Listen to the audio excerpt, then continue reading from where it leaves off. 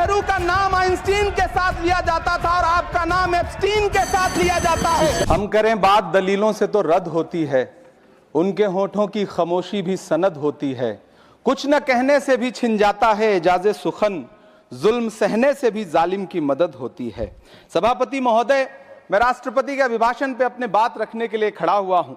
उस दिन देश की संसद के गलियारों में सरकार की तारीफ करती हुई महामहिम की आवाज गूंज रही थी, तो उधर मेरे कानों में हसदेव के जंगलों में आदिवासियों को जिंदगी देने वाले पेड़ों पर चलती हुई कुल्हाड़ी की आवाज गूंज रही थी।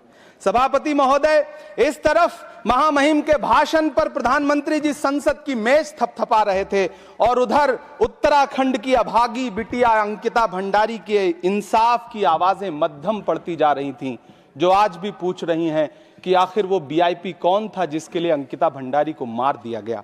सभापति महोदय, इधर महामहिम सामाजिक न्याय की बात कर रही थीं और उधर उत्तराखंड के कोटद्वार में नफरती लोगों के खिलाफ एक बुजुर्ग को बचाने के लिए खड़ा हुआ दीपक, जो मोहब्बतों की रोशनी लेके खड़ा हुआ था, उसके खिलाफ कोटद्वार की पुलिस गंभीर धाराओं में एफआईआर दर्ज कर रही थी। और वो भी उस दिन हो रहा था जब उत्तराखंड के मुख्यमंत्री कोटद्वार में मौजूद थे।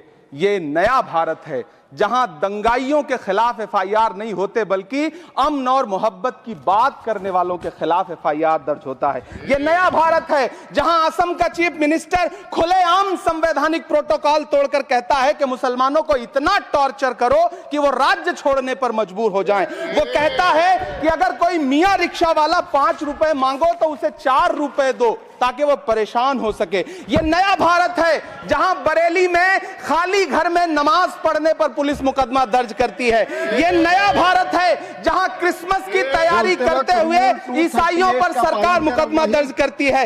यह नया भारत है जहां जम्मू कश्मीर में नीट का एग्जाम क्वालिफाई करने वाले 50 बच्चों में अगर 42 मुसलमान होते हैं तो फिर मेडिकल कॉलेज की मान्यता ही रद्द होती है और जश्न मनाया जाता है। महामहिम राष्ट्रपति का भाषण में सुन रहा था। सर, यह नया भारत है जहां मध्य प्रदेश के बैतूल में बच्चों के स्कूल बनवा रहे मोहम्मद नईम का घर स्कूल इसलिए तुड़वा दिया जाता है क्योंकि वो स्कूल बनवा रहे थे। ये नया भारत है जहां कोर्ट का स्टे होने के बावजूद बनारस की दाल मंडी में सैकड़ों दुकानें तोड़ी जा रही हैं क्योंकि रास्ता चौड़ा करना है। सभापति महोदय, मैं आपसे कहना चाहता हूं कि जो पीढ़ी अपने बुजुर्गों को गाली देती है उसके साथ प्रकृति इंसाफ करती है। आप इंदिरा जी और नेहरू को गाली देते हैं, नेहरू को छोटा नहीं कर पाएंगे। नेहरू का नाम आइंस्टीन के साथ लिया जाता था और आपका नाम एप्स्टीन के साथ लिया जाता है। आपको ये बात समझनी पड़ेगी। सभापति महोदय, मुझे 1 मिनट बोलने दे, मुझे कंक्लूड करने दो। ये नया भारत है जहां दंगाइयों के खिलाफ एफआईआर नहीं होते, बल्कि अमन और मोहब्बत की बात करने वालों के खिलाफ एफआईआर दर्ज होता है। यह नया भारत है जहां असम का चीफ मिनिस्टर खुलेआम संवैधानिक प्रोटोकॉल तोड़कर कहता है कि मुसलमानों को इतना टॉर्चर करो कि वो राज्य छोड़ने पर मजबूर हो जाएं। वो कहता है कि अगर कोई मियां रिक्शा वाला 5 रुपए मांगो तो उसे 4 रुपए दो ताकि वो परेशान हो सके। यह नया भारत है जहां बरेली में खाली घर में नमाज पढ़ने पर पुलिस मुकदमा दर्ज करती है। यह नया भारत है जहां क्रिसमस की तैयारी करते हुए ईसाइयों पर सरकार मुकदमा दर्ज करती है।